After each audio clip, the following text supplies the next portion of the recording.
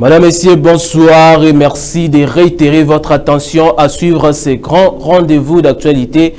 À la une ce soir, les membres des bureaux et des votes et des dépouillements et du centre local de compilation des résultats de la CENI sont en formation au centre des Caritas de Kinshasa pour renforcer leurs capacités dans plusieurs modules.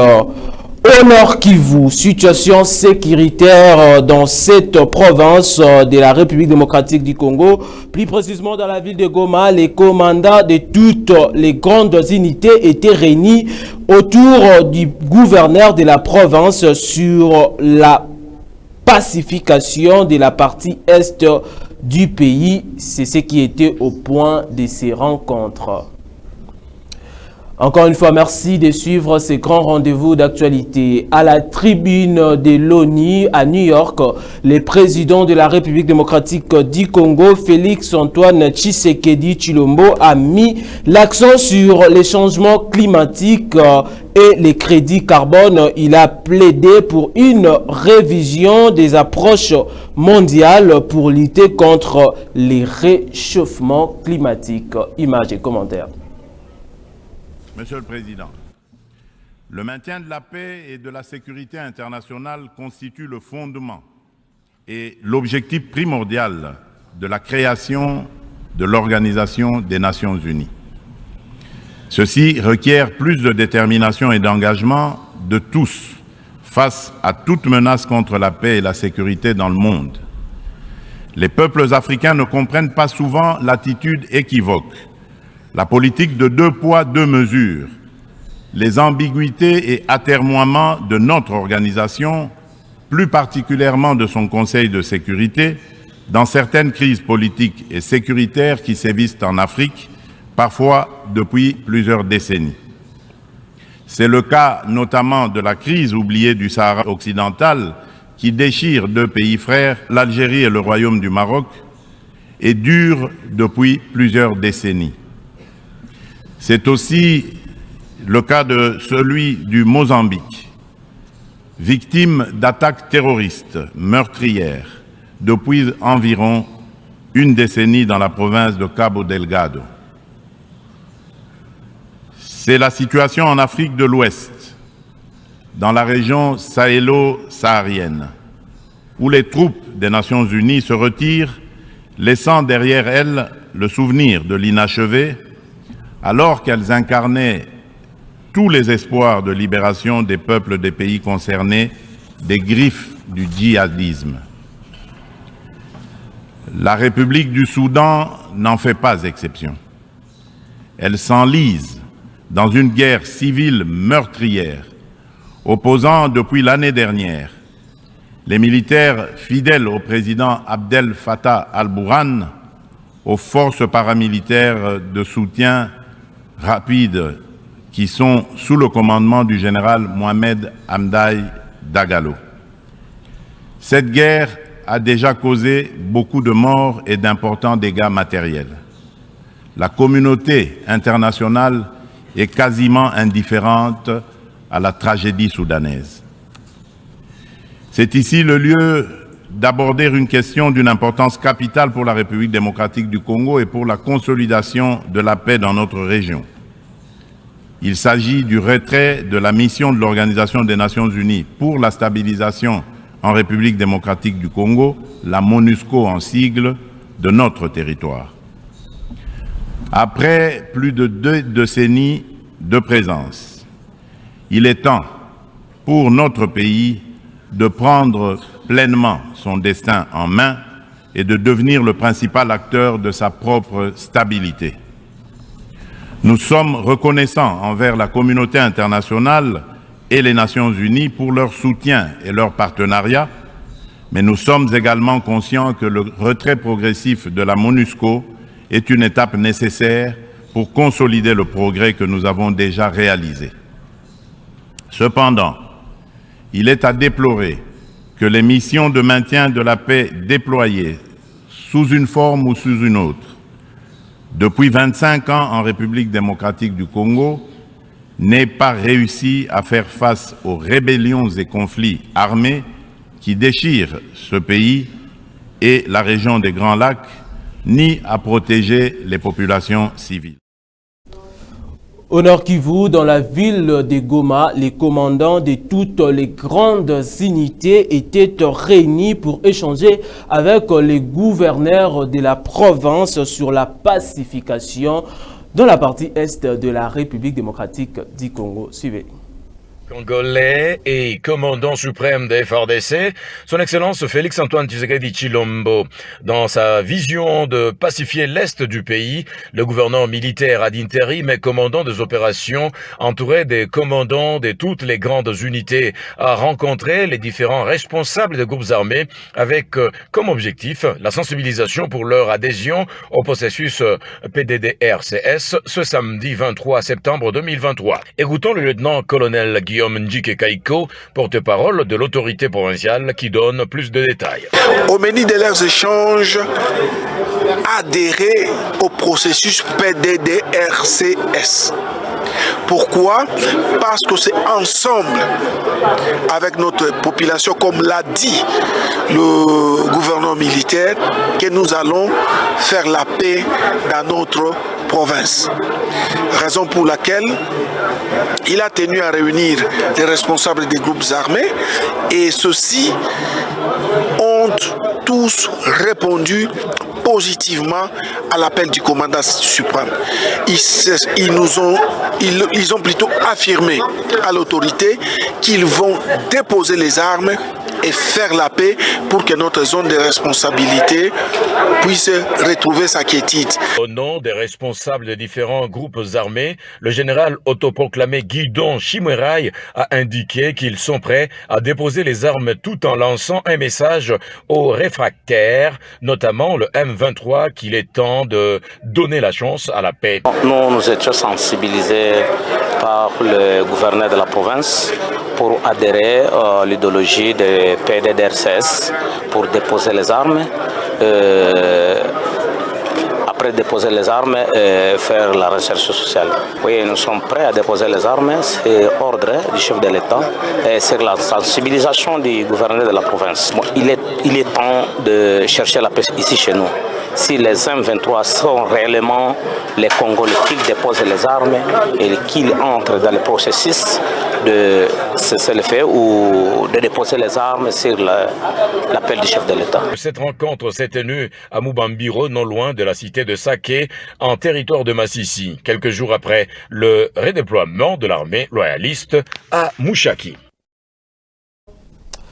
Les membres des bureaux de vote et du dépouillement et ceux des centres locaux de la compilation des résultats de la CENI sont en formation au centre des Caritas de Kinshasa pour renforcer leurs capacités dans plusieurs modules. Suivez.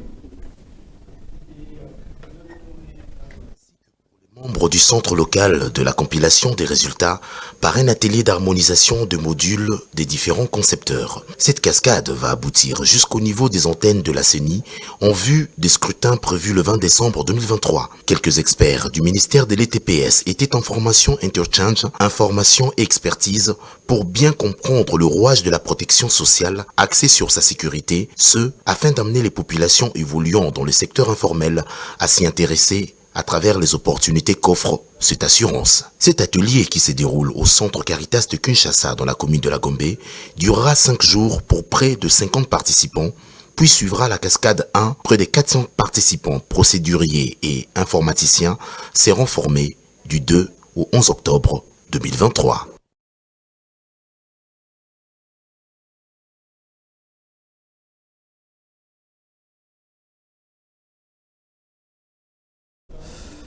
Le directeur général de la Direction générale des impôts, Barnabé Mouakadi, a doté aux agents de la DGI et cadres des services publics du premier lot des engins automobiles composés de 7 grands bus et 26 véhicules et 334 motos. Marie-France Adjala. Le directeur général de la Direction générale des impôts, Barnabé Mwakadi, a remis officiellement à Madame Denise Kassilou, directrice des gestions budgétaires et services généraux, les clés du premier lot de 7 grands bus pour le transport du personnel. 26 véhicules tout-terrain, dont 22 Land Cruiser et 4 pick-up affectés aux services opérationnels et quelques services de l'administration générale. Et 334 motos de brousse affectées aux services opérationnels éparpillés sur l'ensemble du territoire national. La cérémonie de remise de ces engins a eu lieu vendredi 22 septembre au siège de la Direction générale des impôts devant les agents et cadres de ces services publics. Pour Barnabé Mwakadi, cette action s'inscrit dans le cadre de l'amélioration des conditions socio-professionnelles des cadres et agents de la Direction générale des impôts afin de permettre à ces derniers d'arriver à temps au service. Elle vise également à l'amélioration de la mobilité des services en vue de l'accomplissement des missions fiscales, notamment les recouvrements, la recherche, le regroupement et le recensement fiscal.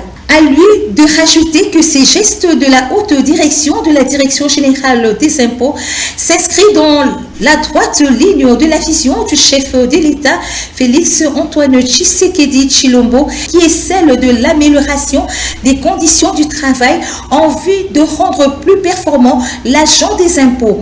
Barnabé Mwakadi a exhorté les utilisateurs de ces engins à les gérer en bon père de famille. Cette action s'inscrit dans le cadre de l'amélioration des conditions socio-professionnelles des cadres et agents de la Direction générale des impôts pour leur permettre d'arriver à temps au service. Elle vise également l'amélioration de la mobilité des services en vue de l'accomplissement des missions fiscales. J'invite donc les utilisateurs de ces engins à les gérer en bon père de famille.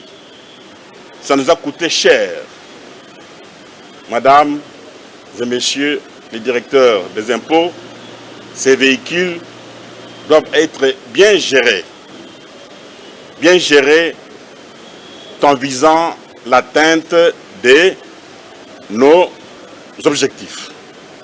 Il a également appelé le personnel à redoubler d'ardeur au travail en vue d'atteindre les assignations de la DGI. Ici de signaler que tous ces engins ont été acquis par fonds propres de la Direction générale des impôts.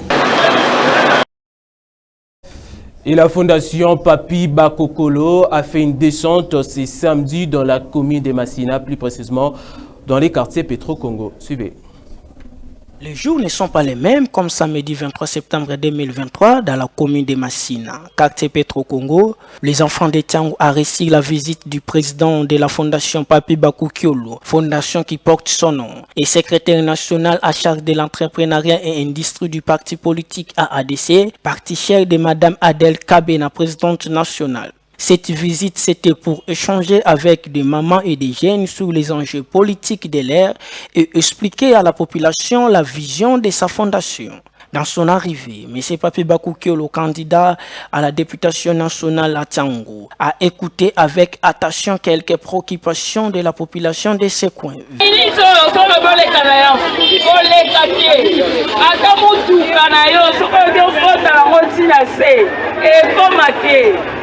Poto.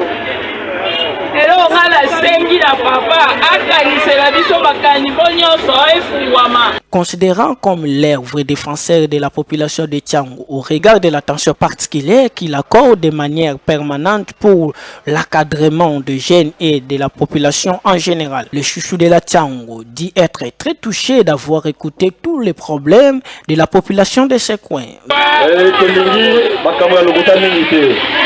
Je crois que les amis première fois ya bangai mais la dernière fois que on va y venir bakali bazanga awate Après le jeu des questions et des réponses, M. Papi a promis dans le jour à venir, la fondation va résoudre toutes les préoccupations de la population de Tiango. Dans la commune de Kalamou, plus précisément dans les quartiers Kimbangu, les bourgmestres AI de la commune, Monsieur Samuel Bamoué continue avec son initiative à faire des travaux communautaires chaque samedi. L'objectif, c'est de rendre la commune de Kalamou encore plus propre. Suivez. Coutumier, les habitants de la commune de Kalamou sont désormais habitués à faire des travaux communautaires chaque samedi. L'initiative du bourgmestre AI de la commune de Kalamou, M. Samuel Bamoué, qui a instauré depuis son installation l'habitude de faire ces travaux communautaires, pour lui, c'est de rendre encore la ville propre et surtout la commune de Kalamou. Quartier Kimbangu était visité ce samedi pour ces travaux qui a commencé par le levage de ces conteneurs qui a longtemps bouché les caniveaux. Samuel, le maître de la commune de Kalamou. Vous venez de faire une constante par rapport à ces conteneurs. Est-ce que la conteneur dérange vraiment? Oui, effectivement, ça dérange puisque vous voyez que le caniveau est bouché. Il n'y a pas moyen que l'eau puisse couler normalement. Vous voyez même que le conteneur empêche même la visibilité de passant même des véhicules. De l'autre côté, quand tu es là, il n'y a pas moyen de voir de l'autre côté. Et ça provoque aussi des accidents. Raison pour laquelle nous sommes descendus sur le terrain pour dire à la population, la saleté, c'est ça ce qui nous amène beaucoup de maladies. La malaria, la typhoïde, ainsi de suite. Vous voyez qu'à tout moment, si nous allons à l'hôpital, il y a toujours le problème de malaria et typhoïde qui ne se termine pas. Mais la source de provenance, c'est quoi? C'est la saleté. Tout ce que vous voyez. Vous voyez quand l'eau stagnante est là, il y a les moustiques, il y a les mouches, il y a tout ce qui est comme ingrédient, ce qui nuit à la santé humaine. Alors la population doit savoir que nous sommes responsables de nous-mêmes. Nous sommes responsables de tout ce que nous faisons. Nous sommes responsables de la distribution de notre pays. Et ce ne sont pas des autorités comme les ingénieurs à tout moment. Nous les minimisons, non. Nos autorités sont là, ils sont bien en place. Ils nous éduquent. Ils nous demandent à tout moment que nous devons nous prendre en charge. Et la responsabilité, c'est nous-mêmes. Alors, avant de nettoyer chez le voisin, tu commences d'abord par ta propre parcelle. Parlons d'e-sport. La Ligue nationale de football, l'INAFoot, continue son bon chemin. Hier dimanche, il s'est joué 3 rencontres. Dans le groupe A, TP Mazembe a marché sur AC Panda. Dans le groupe B, l'OC Renaissance a fait G égal d'Ambi partout face à AC Kunga au stade Tata Raphaël à Kinshasa. Plus de détails avec Monsieur Donald.